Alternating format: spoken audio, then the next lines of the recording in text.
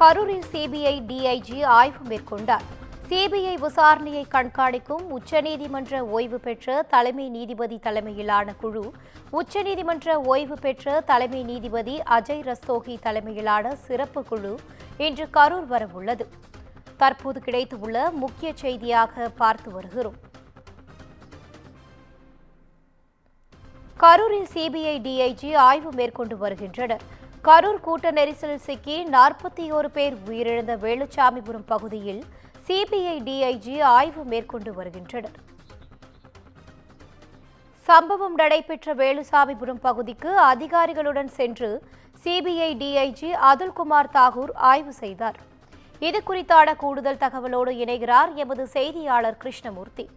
வணக்கம் கிருஷ்ணமூர்த்தி, தகவல்களை பகிரலாம். நிச்சயமாக கரூர் வேலுச்சாமிபுரத்தில் கடந்த செப்டம்பர் மாதம் 27ஆம் தேதி தாவேகா தலைவர் விஜய் பங்கேற்ற பிரச்சார கூட்டத்தில் கூட்ட நெரிசலில் சிக்கி 41 பேர் உயிரிழந்தனர். இதில் 110 பேர் காயமடைந்தனர். இது தொடர்பான வழக்கை உச்சநீதிமன்றம் உத்தரவின்படி சிபிஐ அதிகாரிகள் விசாரிக்க உத்தரவிட்டனர்.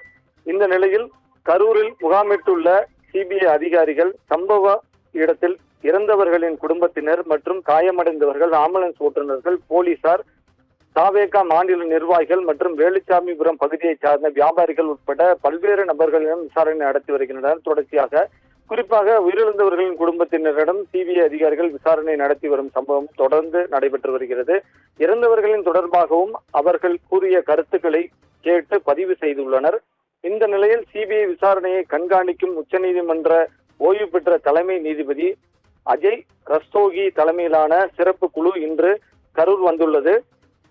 இந்நிலையில் CBI DIG Abdul Kumar Thakur Karur CBI அலுவலகத்தில் இன்று காலை வருகை தந்தார். மேலும் இந்த வழக்கில் சிபிஐ இதுவரை விசாரணை செய்த தரவுகளை ஆய்வு செய்தார். அதனைத் தொடர்ந்து சம்பவம் நடைபெற்ற வேலுச்சாமிபுரம் பகுதிக்கு அதிகாரிகளுடன் சென்று பார்வையிட்டு ஆய்வுகள் செய்து வருகிறார். சிபிஐ அதிகாரிகள் சம்பவம் நடந்த இடம் குறித்தும் இந்த இடத்தில் என்ன சம்பவம் நடைபெற்றது என்பது குறித்த டிஐஜியிடம் விளக்கம் அளித்து வருகின்றனர் என்பது குறிப்பிடத்தக்கது. இனிதா,